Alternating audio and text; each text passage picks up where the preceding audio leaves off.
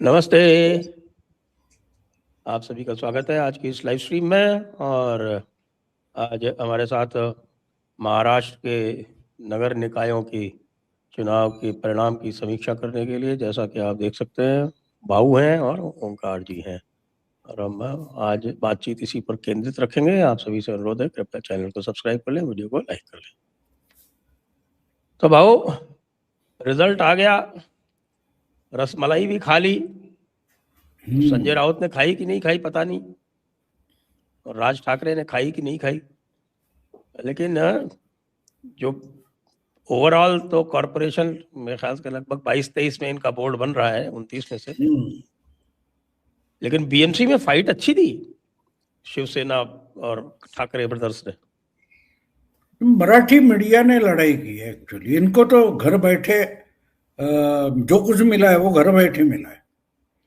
अगर ये मेहनत करते तो शायद इतना बीजेपी को और एनडीए को जीत नहीं पाते। अगर इन्होंने थोड़ी भी मेहनत की होती आखिरी महीने में, तो मैं मानता हूं कि आंकड़े थोड़े उल्टे हम देखते। मुझे भी एक्सपेक्टेड नहीं था, क्योंकि ये तो घर में बैठे, लेकिन मीडिया ने पूरा मराठी मीडिया इनके पीछे खड़ा था। ये ठाकरे मुंबई जाएगी, मुंबई तो गई, बीजेपी आई तो मुंबई गई, ये सब मराठी मीडिया में जो घूम रहा था उसका थोड़ा इफेक्ट तो मिलेगा ना। 10-15 सीटों का फर्क जो है, मैं मानता हूं, मेरा अंदाजा था 140 तक तो कम से कम जाएंगे। तो उसमें जो 20-25 की घट है उसका क्रेडिट मराठी मीडिया को देना पड़ेगा। ये भी है। इसलिए ठाकरे बंधुओं को उसका फायदा मिला है। और राज ठाकरे की पार्टी भी बैठ गई बिल्कुल। उद्धव ठाकरे की पार्टी का तो ठीक ठाक है प्रदर्शन।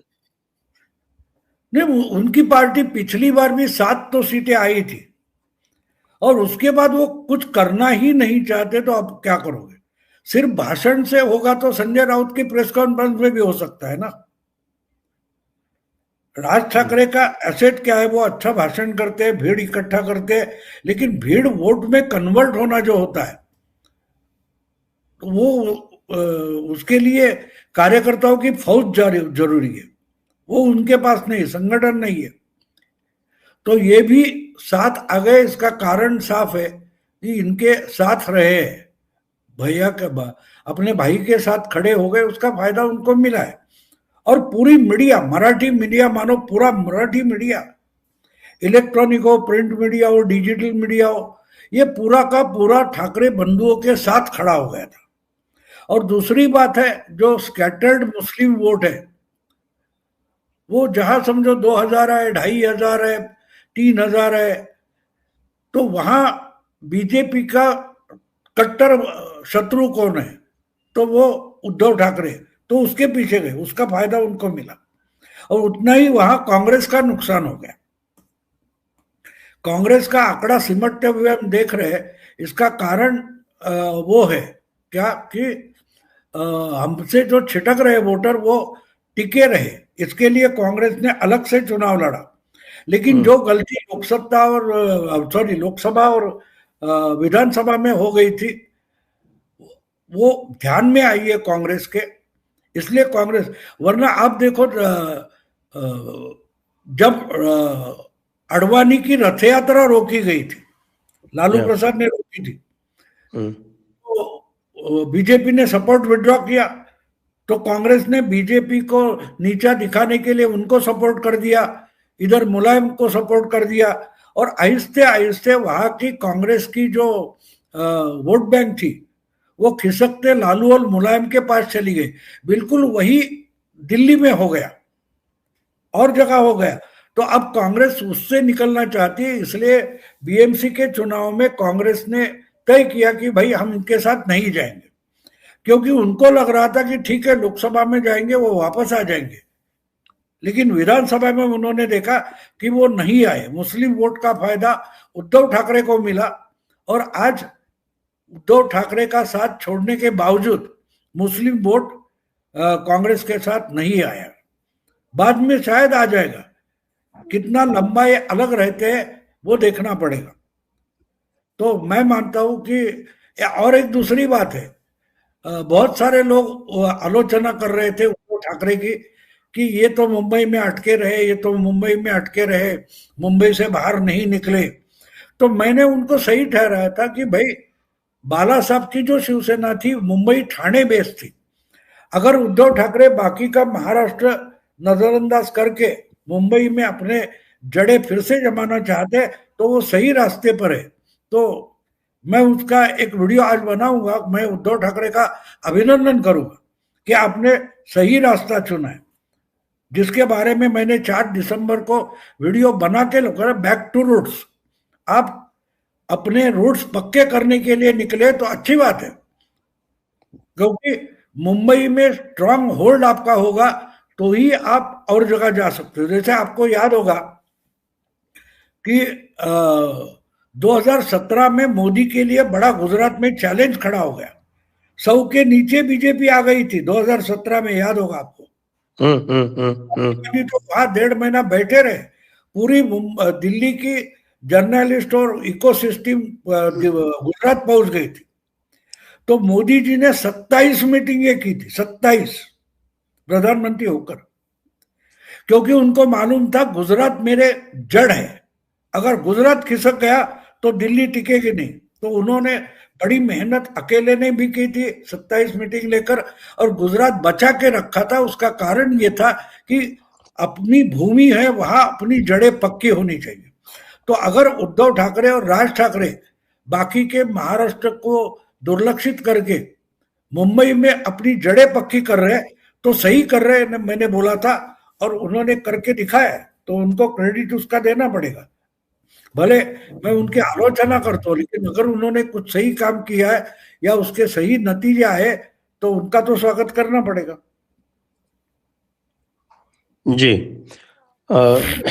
अभी जो बता रहे हैं, मैं देख रहा हूँ टाइम्स ऑफ इंडिया का जो लेटेस्ट अपडेट आ रहा है, वो बता रहा है बीजेपी शिवसेना की लीड 130 सीट्स की है और ठाकरे कैंप एट 71। इसका मतलब ये हुआ कि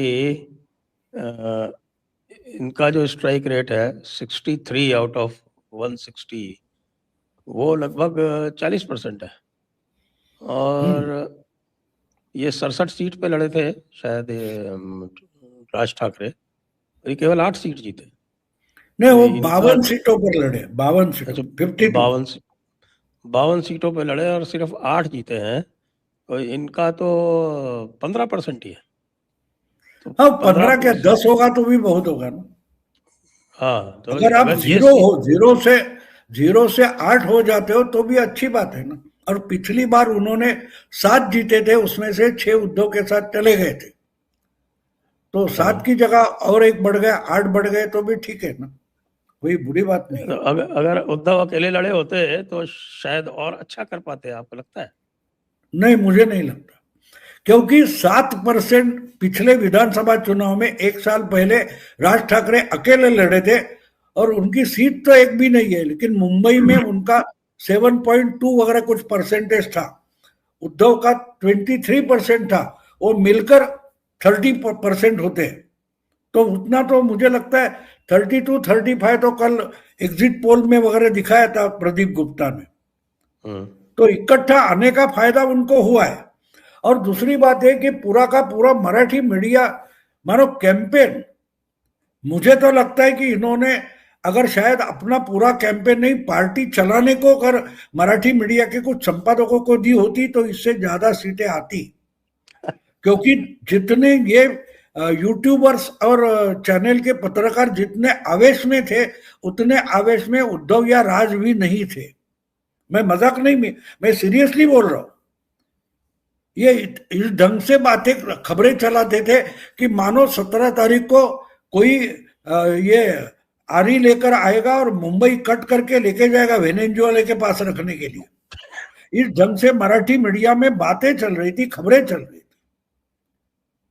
तो ये जो परिणाम हम देख रहे हैं उसमें से कम 20-25 सीटें आप मानो कि मराठी मीडिया के कारण उनको मिली। और ये आज की बात नहीं, मैंने 1960 के दशक में, 50 के दशक में, 57-56 में देखा ना, 56 के चुनाव में, 57 के चुनाव में बड़ी तादाद में मुंबई और कोंकण वगैरह इलाके से कांग्रेस बुरी तरह से हार गई थी, क्योंकि सारे के सारे संपादक मराठी पत्रकार गुजरात के और मोरारजी के खिलाफ उस वक्त बवाल खड़ा कर दिए थे। बिल्कुल वही बात मुंबई के मराठी मीडिया में हमने देखी है इस बार। 57 के बाद आज, यानी देखो कितने 68 साल बाद, जो मैंने स्कूली बच्चा होकर देखी थी, वो उस तरीके का जर्नलिज्म मैंने देखा है। यानी उस वक्त आपको बता दूं कि जन्मभूमि नाम का जो ग्रुप है, उसका मराठी पेपर हुआ करता था लोकमान्य। तो जन्मभूमि में महाराष्ट्र के खिलाफ लिखा जाता था, जो गुजराती पेपर था, और उनका ही मालिक तो गुजराती थे और मराठी वर्षन था लोकमान्य। तो पावा गाडगीळ करके जो संपादक थे, तो वो महाराष्ट्र के साथ बारे में लिखते थे, महाराष्ट्र का समर्थन में लिखते थे। तो नोटिस दी गई, तो उनके साथ पूरा एडिटोरियल बोर्ड रिजाइन हो गया था और बोले थे ठीक है निकालो हमको, लेकिन 1 महीने की नोटिस देनी पड़ेगी। और 1 महीने के नोटिस में वो खिलाफ लिखते रह गए मैनेजमेंट के, और पूरा का पूरा पेपर बंद कर दिया गया मराठी लोकमान्य करके, मुझे याद है। तो बिल्कुल उसी तरीके से इस समय का मराठी मीडिया चल रहा था। तो 57 से कितने साल हो गए देखो आप, मुझे लगता है कुछ 68 लगभग की 70 बात साल हो गए, 70 साल। मैं स्कूली बच्चा था, लेकिन मुझे वो लोकमान्य पेपर आज भी याद आता है। तो थोड़ा चलते हैं ओंकार जी के पास। ओंकार जी, बाकी और पूरे महाराष्ट्र में तो बड़ी जबरदस्त परफॉर्मेंस है, जितने भी बड़े कॉरपोरेशंस हैं और बाकी भी जो कॉरपोरेशंस हैं, अभी जो टैली जा रही है उसके हिसाब से 29 में से 22 या 23 में बोर्ड बन जाएगा भाजपा का। जहां अलग अलग लड़े हैं भाजपा शिवसेना, वहां भी इन दोनों का मिलकर बन जाएगा। जी देखिए, देवेंद्र फडणवीस जी ने जो अभी भाषण दिया है बीजेपी ऑफिस जाकर के, उन्होंने कहा है कि हम 25 नगर निगमों में मेयर बनाने जा रहे हैं। तो जब वो कोई बात कहते हैं तो इसका मतलब कुछ ठोक बजा करके और विश्वास के साथ ही कहते हैं। कच्ची बात कभी देवेंद्र फडणवीस कहते नहीं हैं। तो उनके पास कुछ ऐसी जानकारी होगी कि जहां उनका बहुमत नहीं भी मिला है और जहां थोड़ी बहुत कसर है, वहां भी वो अपना बना लेंगे। शायद इसलिए भी क्योंकि बीजेपी की सरकार है और देवेंद्र फडणवीस मुख्यमंत्री हैं, तो इसका बड़ा फर्क पड़ता है।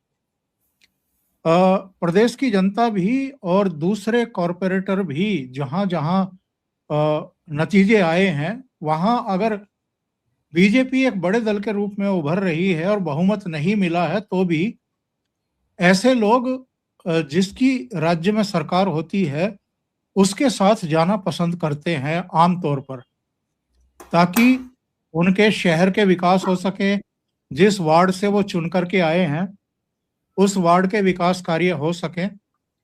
और चूंकि हर नगर निगम में, हर नगर पालिका में, परिषद में तमाम तरह की कमेटियां बनती हैं, उन कमेटियों में भी सभासदों के, कारपोरेटर्स के अपने भूमिका होती है और अपनी जो है संभावनाएं लगी रहती हैं।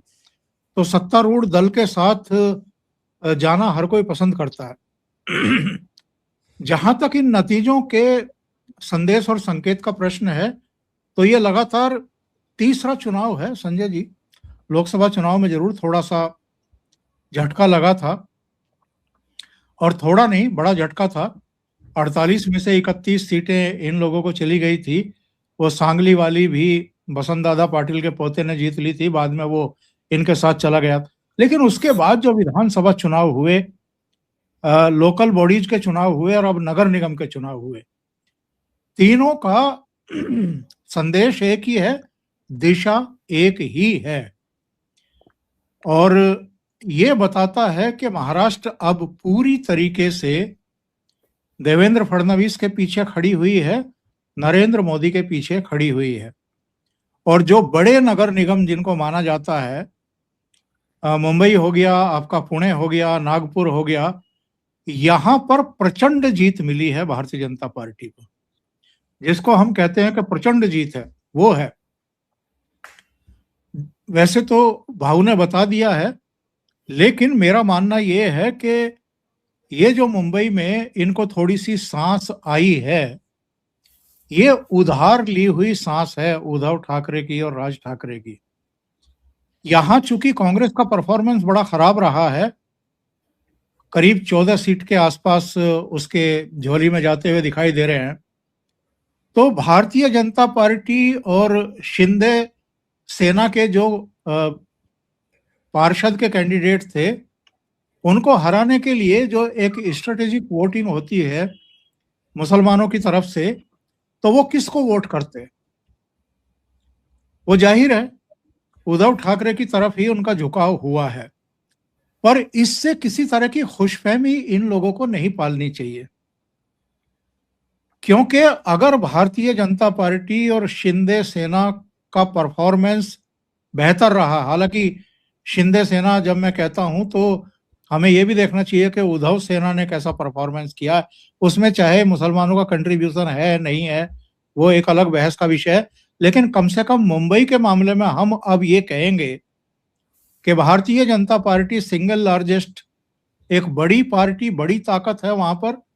सेकंड पायदान पर शिंदे सेना नहीं खड़ी हुई है, उद्धव सेना खड़ी हुई है। ये शिंदे के लिए अगेन एक अलार्मिंग सिचुएशन है।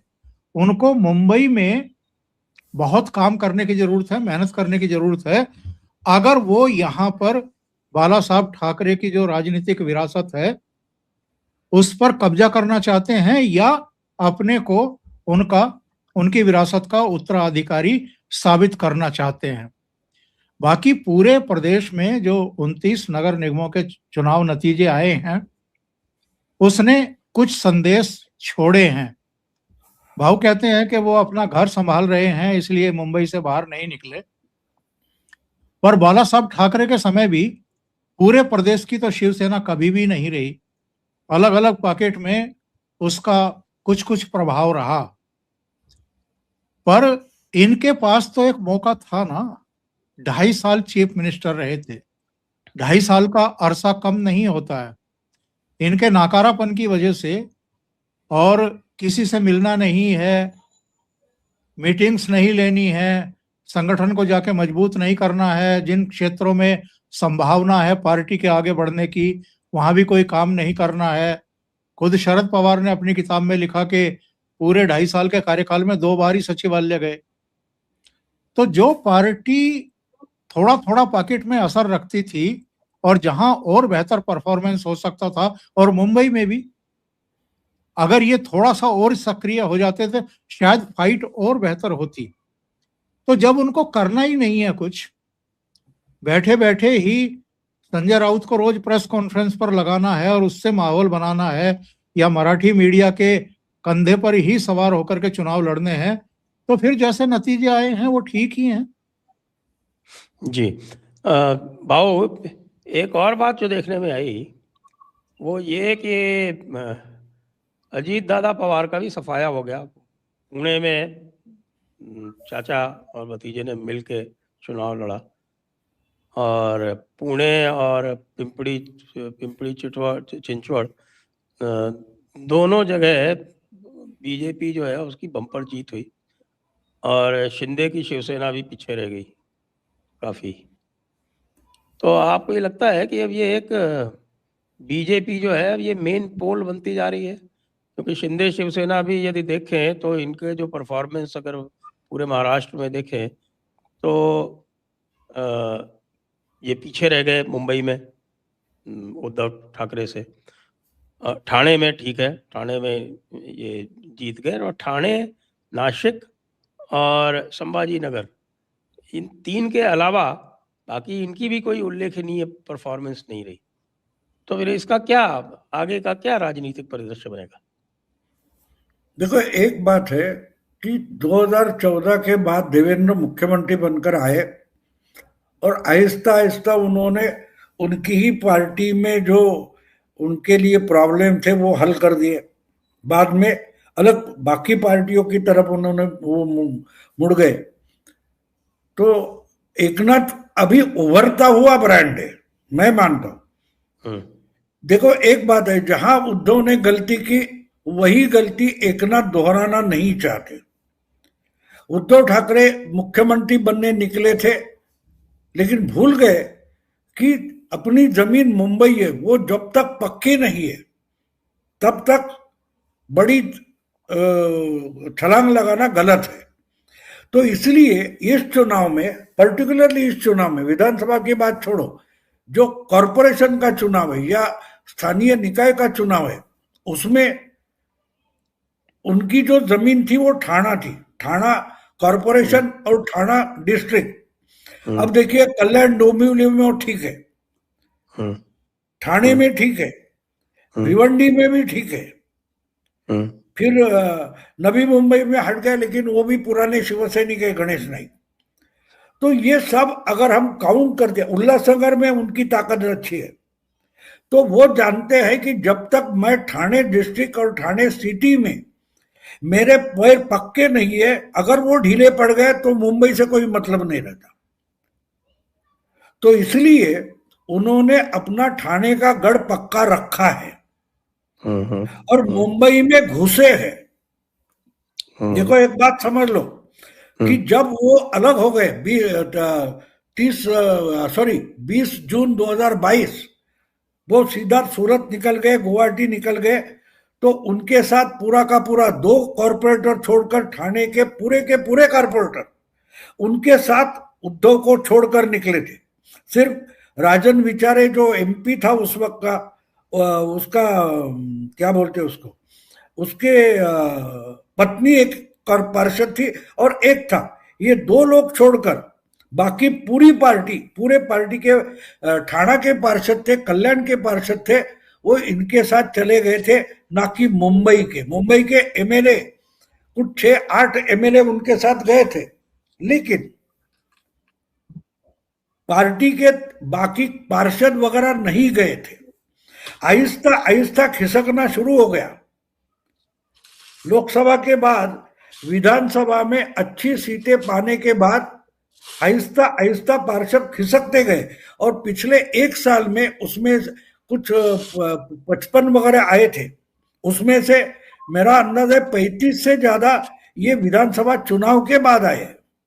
तो इनका संगठन पक्का नहीं है, शाखा इनके कब्जे में नहीं है मुंबई की। फिर भी अगर ये 28-30 पर आते हैं तो मैं मानता हूं कि उन्होंने अपना ठाणे का गढ़ पक्का रखा है और मुंबई में घुसे हैं। समझे आप? मोदी गुजरात जीत अपना पक्का रखते हैं और बाकी जो है घुसखोरी करते हैं। बिल्कुल एकनाथ शिंदे उसी ढंग से जा रहे। औरंगाबाद हो यानी संभाजी नगर हो या और कोई इतर और जलगांव वगैरह कुछ होगा, तो उसमें वो आहिस्ता आहिस्ता अपने पैर जमा रहे, लेकिन वो करते करते ठाणा नहीं भूल रहे। और वो बिल्कुल सही है, बाला साहब ठाकरे बिल्कुल उसी ढंग से जाते थे। और मोदी जी की पूरी राजनीति हम देखें तो वो गुजरात में अपने जड़ ढीले नहीं होने देते। तो ये समझना जरूरी है। मैं मानता हूं कि एकनाथ शिंदे ने जो कुछ 25 या कुछ सीटें लाए वो बहुत हो गए, बाकी के उद्धव को छोड़कर आहिस्ते आहिस्ते वापस आ जाएंगे। अब शाखा वगैरह जो है वो भी गिरना शुरू होगा। जो मुंबई में छोटे छोटे उद्धव के पास बचे हुए गढ़ वगैरह है ना, वो जैसे एक समय छगन भुजबल वगैरह अलग होते गए, उस ढंग से आहिस्ते आहिस्ते आ जाएगा कि उद्धव के नाम पर जितना मुश्किल है, जितना जीते हैं, वो भी एक बात समझ लो कि जो कुछ आज 60-65 दिखाई दे रहे ना, उसमें से 35-40 ऐसे हो गए कि उनका वहां लोकली काम है, वो वहां के हीरो है, वो वहां के एकनाथ शिंदे है, इसलिए जीते। ये समझना जरूरी है। हाँ, शायद वहां का पार्षद एकनाथ के साथ चला गया, लेकिन जो शाखा प्रमुख था और उद्धव के साथ बचा है और वो कारपोरेटर बन गया, ऐसी कहानियां बहुत है। वो अभी आहिस्ता आहिस्ता सामने आ जाएगी।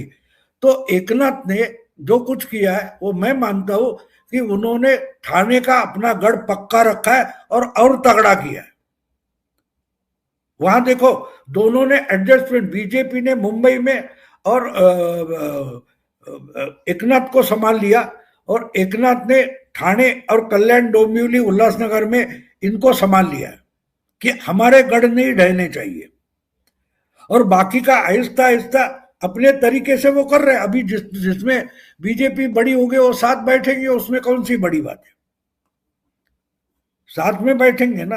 अभी पुणे में हो या पिंपरी चिंचवड में हो, अपोजिशन लीडर कौन होगा? महायुति का होगा ना, मेयर इनका होगा, अपोजिशन लीडर अजीत दादा का होगा, तो वो किसका है? तो तीसरे के लिए जगह बची ही नहीं है। जो बात हम केरला में देखते थे, यूडीएफ एलडीएफ, तीसरे को कोई जगह नहीं थी। देखो 15-20 साल गए बीजेपी को तीसरी जगह बनाने में। अभी अभी कहीं त्रिवेंद्रम जीता है, लेकिन पैर रखने के लिए, जैसे हम देखते ना प्लास्टरिंग करते, वो सीमेंट और रेत का जो बनाते हैं वो उड़ाते मार, तो पहली 2 बार तो लगता है कि 2 छींटे चिपक जाते, लेकिन तीसरे चौथे के बाद आहिस्ता आहिस्ता वो सीमेंट दीवार पर चिपकना शुरू हो जाता है। तो पॉलिटिकल पार्टियों का संगठन बिल्कुल ऐसे बनता है। तो मैं मानता हूं कि अगर जो कुछ हुआ है इसके बाद आगे चलकर एकनाथ शिंदे ही मुंबई में बीजेपी के लिए चैलेंज बन जाएगा। देखो एक बात समझ लो, मुंबई में हमेशा शिवसेना और कांग्रेस में लड़ाई होती थी। पिछले 2017 में जब उद्धव ठाकरे से बीजेपी हट गई, तो कांग्रेस के पास जाने वाला जो नॉन मराठी वोटर था वो बीजेपी के पास आना शुरू हो गया। जब तक बीजेपी और शिवसेना 7 कॉरपोरेशन लड़ते थे तो बीजेपी 30, 35, 24 पर अटक जाती थी।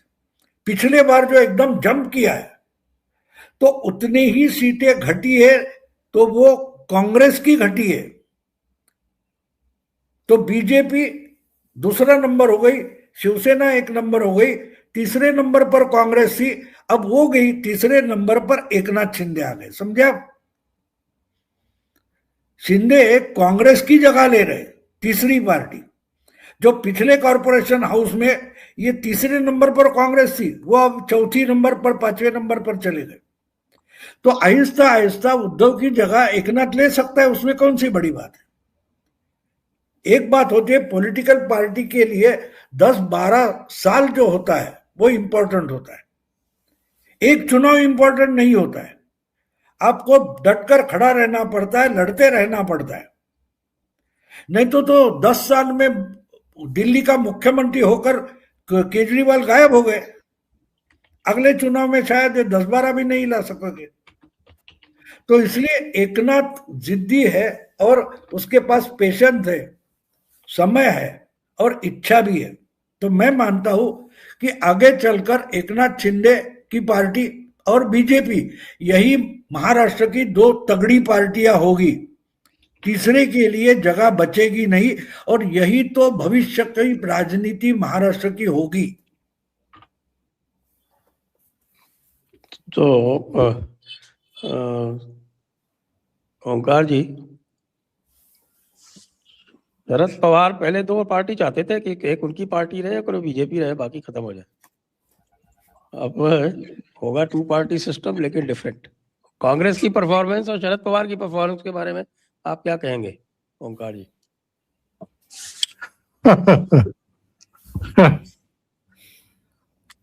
दोनों ही अभी तो इन चुनाव में तो कम से कम किनारे लगते हुए दिखाई दिए हैं, लेकिन दोनों की जड़ें तो मजबूत रही हैं ना महाराष्ट्र में। ठीक है, शरद पवार बाला साहब ठाकरे की तरह पूरे महाराष्ट्र के नेता कभी नहीं रहे, लेकिन उनकी पार्टी का परफॉर्मेंस तो रहा है और वो एक महत्वपूर्ण कारक रहे हैं। आप उनसे सहमत हो ना हो, उनकी राजनीति से सहमत हो ना हो, पर शरद पवार का एक स्थान तो है। हाँ, उम्र हो गई है और एक दिशा भ्रम भी देखने को मिला है पिछले दिनों। और एक असमंजस भी देखने को मिला है। खुद अजित पवार बता चुके कि कम से कम 3 मौके ऐसे आए, और बाद में उसकी पुष्टि की, उसको रेखांकित किया देवेंद्र फडणवीस ने भी, कि कम से कम 3 ऐसे मौके आए जब शरद पवार भारतीय जनता पार्टी के साथ आना चाहते थे। उनकी बेटी तो अब भी चाहती है, बस उनको एक बर्थ मिल जाए कैबिनेट में नरेंद्र मोदी की, तो वो तैयार हो जाएंगी। तो ये जो असमंजस है, इसके अलावा जो पाप एक्चुअल में उन्होंने 2019 में किया, महाराष्ट्र की जो जनता चाहती थी कि देवेंद्र फडणवीस निरंतरता में दूसरी बार मुख्यमंत्री बने, उसमें सबसे बड़े विलन का काम तो शरद पवार ने ही किया था ना। 10 जनपथ और मातोश्री के बीच पुल का काम इन्होंने ही किया था, और सब्ज बाग दिखा करके उद्धव ठाकरे को वो युति तोड़ी इन्होंने। देवेंद्र फडणवीस को मुख्यमंत्री नहीं बनने दिया। उनको पता था कि निरंतरता में अगर दूसरी बार देवेंद्र फडणवीस बन जाते हैं तो बहुत बड़ा कद इनका हो जाएगा। वो बड़ा कद तो आज भी हो गया है देवेंद्र फडणवीस का, रोक तो नहीं पाए ये लोग। लेकिन वो 2.5 साल जब उद्धव ठाकरे मुख्यमंत्री थे, उसमें जो लूटपाट हुई है, सचिन वाजे प्रकरण, एंटीलिया, और वो जिसकी स्कॉर्पियो थी उसमें जिलेटिन की छड़ें, 5,000 करोड़ तक की फिरौती वसूल करने का प्रयास करना, सैकड़ों करोड़ की वसूली होना, जिसमें अनिल देशमुख जेल गए, एक दूसरे मामले में नवाब मलिक जेल गए, संजय राउत 103 दिन जेल में रहे। ये जो दाग उस समय के पड़े, वो तो शरद पवार के चेहरे पर भी पड़े ना, उनके कपड़ों पर भी पड़े। हालांकि मैं ये नहीं कह रहा कि इससे पहले शरद पवार की कोई बड़ी उजली धवल छवि थी। उनके बारे में सब जानते हैं, महाराष्ट्र में भी सब जानते हैं, बाहर भी सब जानते हैं। लेकिन जो प्रकरण बाद में हुआ कि एकनाथ शिंदे के नेतृत्व में 40 एमएलए और 13 एमपी टूटे शिवसेना से, और इसी तरीके से उसके 1 साल बाद अजित पवार चाचा से अलग हुए, एमएलए लेकर के, एमपी लेकर के, इन घटनाओं ने शरद पवार को काफी कमजोर किया है, काफी हिला दिया है, उनकी जड़ों पर प्रहार हुए हैं। ये ठीक है कि बारामती से उनकी बेटी जीत गई और अजित पवार की पत्नी हार गई वहां से, लेकिन दोनों परिवार आपस में मिलते जुलते तो रहे हैं। अजित पवार भी जाते रहे हैं अपनी चाची या ताई जो भी हैं उनका हालचाल लेने के नाम पर, बातें तो होती रही हैं। और अब भी दोनों मजबूरी में ही साथ आए हैं, पिंपरी चिंचवड़ में भी, पुणे में भी। जैसे राज ठाकरे और उद्धव ठाकरे साथ में आए, वो इसलिए नहीं आए कि इनके सेवा में कोई कमी रह गई थी, उस कमी को पूरा करना चाहते थे, जनता की सेवा का भाव कोई इनके मन में था। ये जो 75,000 करोड़ का बजट है बीएमसी का, उसको देख करके ये दोनों भाई साथ आए थे, और चूंकि दोनों की जमीन भी खिसकी हुई थी इसलिए। तो मुझे लगता है कि आने वाला जो समय है महाराष्ट्र की राजनीति में, उसमें अब शरद पवार इरिलीवेंट होते चले जाएंगे, और वैसे भी उम्र भी उनका साथ नहीं दे रही है। तो उनकी जो भी विरासत है उसको आगे बढ़ाने का काम अजित पवार ही करेंगे, जैसी भी स्थिति में है। हाँ, भाई बहन के रिश्ते आगे कैसे रहेंगे, कैसे नहीं रहेंगे, ये अपने आप में सवालों के घेरे में है, क्योंकि सुप्रिया भी बहुत महत्वाकांक्षी है, कुछ ज्यादा ही है। उनको भी जमीन पर कुछ नहीं करना है, जबकि अजित पवार तो संगठन के ही आदमी माने जाते हैं। तो अगर वो अजित पवार का नेतृत्व स्वीकार कर लेती है तो झगड़ा खत्म हो जाएगा। ऐसा वो शायद करे, अभी आगे जाकर के करे। पर आगे की जो राजनीति दिखाई दे रही है, भाऊ ने भी मेरे प्रोग्राम में कहा था, मैं बिल्कुल उससे सहमत हूं कि आगे की जो राजनीति है वो देवेंद्र फडणवीस, एकनाथ शिंदे की होगी, अजित पवार की होगी। जी। और भाव एक चीज और भी देखने में आई है कि मराठवाड़ा में अभी भी कांग्रेस जिंदा है। नहीं, यही तो बात होती है ना। आप जीपीएस पर देख रहे हो, मैं जमीन पर देख रहा हूं। क्या होता है, जीपीएस में रास्ता दिखता है लेकिन खड्डा नहीं दिखता। तो प्रॉब्लम वो होता है। अब देखो, आप बोल रहे हैं इसका कारण ये कि लातूर में कांग्रेस जीती है, हम्म, तो लातूर में परभणी में भी ठीक परफॉर्मेंस है। उद्धव ठाकरे का है शायद। हाँ, वो वहां का जो उनका जाधव करके है, वो अच्छा, वहां का एकनाथ शिंदे, वो तो है। तो कहने का मतलब ये है कि विलासराव देशमुख जो उनके परिवार जो है, उनके बेटे हैं, भाई है दिलीप पाटिल वगैरह देशमुख, तो उनका जो काम है उसका फायदा उनको मिला है। और दूसरी एक गलती जो बीजेपी के महाराष्ट्र के प्रदेश अध्यक्ष है, उन्होंने वहां जाकर एक गलत बयानी की, जैसे वो अयोध्या के एमपी ने की थी कि हमको संविधान बदलना है वगैरह। तो इन्होंने जाकर बोला हम बहुत जल्दी लातूर विलासराव को भूल जाएंगे, विलासराव की याद रहेगी भी नहीं। तो ये गलत था।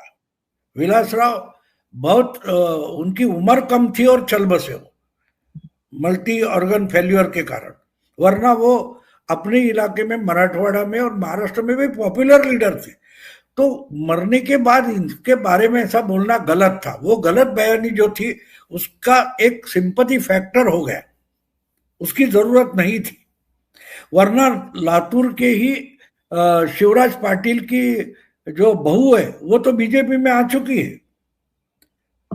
तो एक गलत बयानी कितना नुकसान कर सकती है, और हर दिन तो राहुल संजय राउत गलत बयानी करते ही रहते हैं।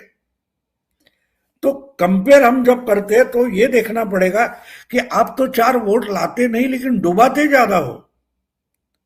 तो लातूर में आप बोल रहे हैं ना, तो लातूर का जो इनके गलत बयानी का फायदा मिला है। और दूसरी बात, वहां देशमुख फैमिली का प्रभाव है। जैसे बारामती में शरद पवार या पवार फैमिली, वैसे लातूर में देशमुख फैमिली का प्रभाव है। तो वो तो है ही, तो वो हमें इग्नोर नहीं कर सकते, वो फैक्चुअल गोष्ट है, बात है वो। तो और दूसरी बात ये है कि जो पवार के बारे में आप बोल रहे हो, तो पवार मैंने आपके ही प्रोग्राम में मुझे लगता है 3-4 साल पहले बोल दिया था कि शरद पवार महाराष्ट्र की राजनीति के बरमूडा ट्रायंगल है।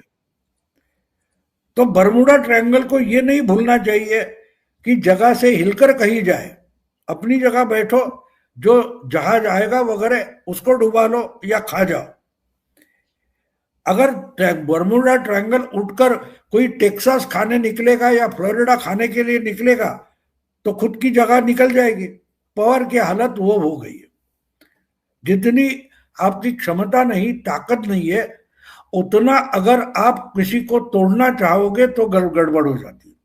तो पवार के बारे में वो हो गया। उन्होंने मोदी से पंगा लेना बिल्कुल गलत था, बिल्कुल गलत था। जो अजित दादा बोलता है ना कि हमने 3-3 मीटिंगें की थी बीजेपी के साथ, और आखिरी दम पर चाचा बोलते थे नहीं अभी नहीं। तो इस तरीके से अमित शाह और नरेंद्र मोदी से पवार ने जो पंगा लिया था, वो तो मोदी शाह ध्यान में रखते, भूलते नहीं है, और माफी तो बिल्कुल नहीं करते।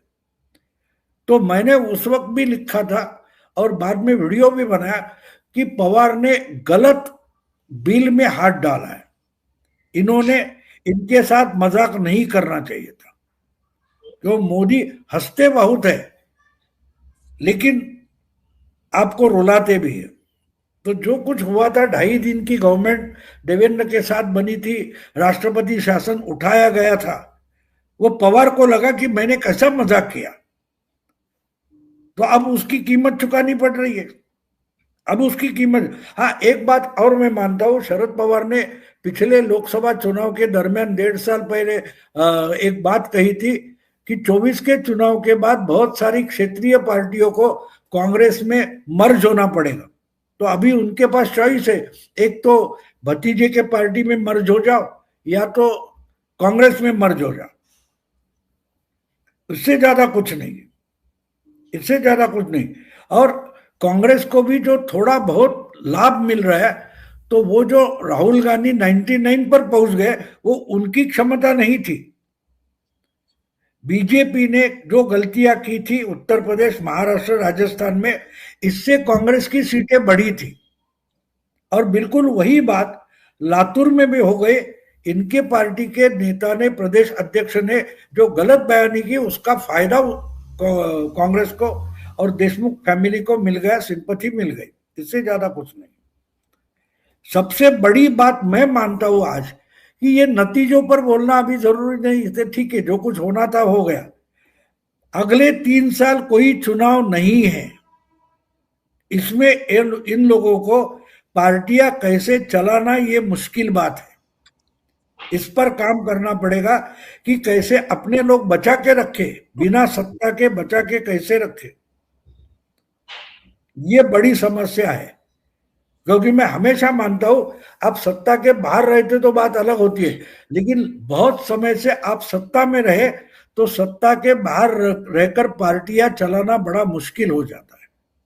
और इसलिए अगर इस चुनाव में इस तरीके से देवेंद्र फडणवीस ने छलांग मारी है, उसके बाद उद्धव ठाकरे हो, कांग्रेस हो या शरद पवार की पार्टी हो, इवन अजीत दादा की पार्टी हो, उनको अगले 3-4 साल पार्टियां चलाना बड़ा मुश्किल होने वाला है। अब शरद पवार की पॉलिटिक्स का क्या होगा? वो रिटायर हो जाएंगे फाइनली? नहीं, वो भीष्म पितामह है ना। पितामह रिटायर नहीं होते, आपको ये समझना चाहिए। भीष्म पितामह रिटायर होते, शहीद भी नहीं हुए थे और ना रिटायर हुए, शरपंजर में पड़े रहे थे ना। तो शब्दों का इस्तेमाल हम करते हैं लेकिन समझ नहीं पाते। शरद पवार को कोई भी भीष्म पितामह बोलता है तो उसका मतलब समझो, उत्तरायण आने तक इंतजार करो।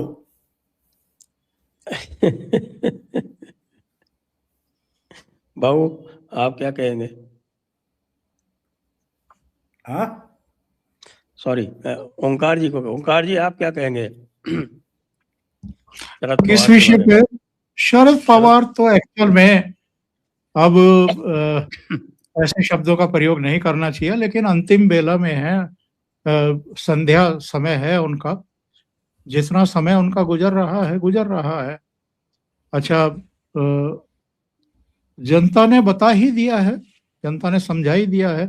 हाँ, जो लोकसभा चुनाव के नतीजे आए उनसे अगर अभी भी गलतफहमी में रहना चाहते हैं तो कौन किसको रोक सकता है। लेकिन उसके बाद जो 3 स्तरीय चुनाव हुए हैं उनके तो संदेश बहुत स्पष्ट हैं।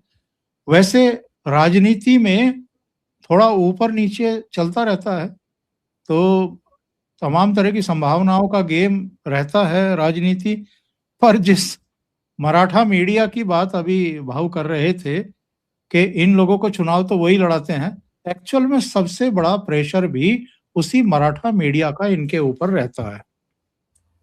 वरना ये फैसले तो कभी के ले चुके होते।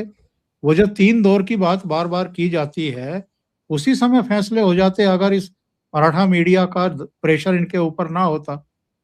इनको लगता ये है कि अगर हम बीजेपी के साथ चले गए तो जिनको हमेशा सांप्रदायिक बताते रहे, जिनको लेकर के तमाम राजनीति करते रहे, बाला साहब ठाकरे के खिलाफ भी ताल ठोकते रहे, फिर यही मराठा मीडिया जो है वो ताल ठोक करके इनके खिलाफ मैदान में दिखाई देगा।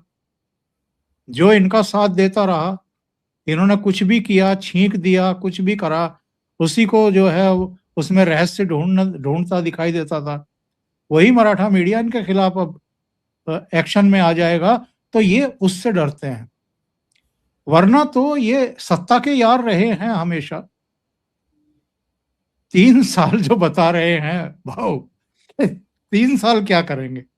अब 3 साल तो कुछ भी नहीं है, कोई चुनाव नहीं, तो 3 साल तक इंतजार करेंगे शरद पवार। अब सबसे बड़ा सवाल ये है, तो 3 साल में क्या करेंगे?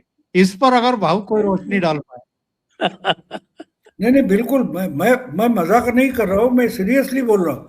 देखो कोई, आप जाकर किसी पंगत में बैठ जाते हो, टेबल पर बैठ जाते हो, तो आपको आशा होती है ना वेटर कुछ लेके आएगा या रसोई में से कुछ आने वाला है। लेकिन आपको जब पता चलता है कि इस रसोई के चूल्हे में अभी तक लकड़ी भी नहीं है, और कुछ पूछोगे और कोई बताएगा नहीं नहीं वो जंगल में लकड़ी तोड़ने गया है, तो आप क्या करोगे? क्या लकड़ी तोड़कर लकड़ी आएगी, चूल्हा जलेगा, उसके बाद बर्तन चूल्हे पर चढ़ेंगे, इतनी देर आप भूखे बैठ सकते हो? नहीं बैठ सकते। तो मैं 3 साल मजाक में नहीं बोल रहा हूं, नहीं बोल रहा हूं कि 1 साल 6 महीने 8 महीने। आपको याद होगा कि जब 2.5 साल ये सत्ता में थे और देवेंद्र फडणवीस ने, लीडर कैसे होता है, 2.5 साल जो जिसने चुनाव जीता था वो अपोजिशन लीडर बन के बैठा था अकेला, और जो हारी थी पार्टियां, ये इनके साथ दगा देकर निकल गए पार्टियां, वो सत्ता में मजे कर रहे थे। लेकिन टूटी कौन सी? सत्ता में बैठी पार्टियां टूटी। और देवेंद्र का एक भी एमएलए 105 में से नहीं टूटा था। तो लीडरशिप की क्वालिटी वो होती है, सत्ता के बाहर बैठकर भी जो पार्टी और संगठन संभाल के दिखाता है और अपने फॉलोअर्स के अपने ही साथ रखने में यशस्वी होता है, वो लीडर होता है। तो सिर्फ जीता इसलिए देवेंद्र नेता नहीं है, धुरंधर नहीं है। उसने 2.5 साल में कितना धुरंधर वो दिखाया था, और कहा भी था, देवेंद्र ने कहा भी था कि मेरा पानी उतरते देख, मेरे किनारे घर मत बसा लेना, मैं लौट कर आऊंगा। तो लौट के आया मैं है। समंदर हूं, लौट कर आऊंगा। समंदर हूं, लौट के आ जाऊंगा। तो आया है। और देख रहे हैं कौन डूब रहा है, कौन नाक में पानी गया, मुंह में पानी गया है।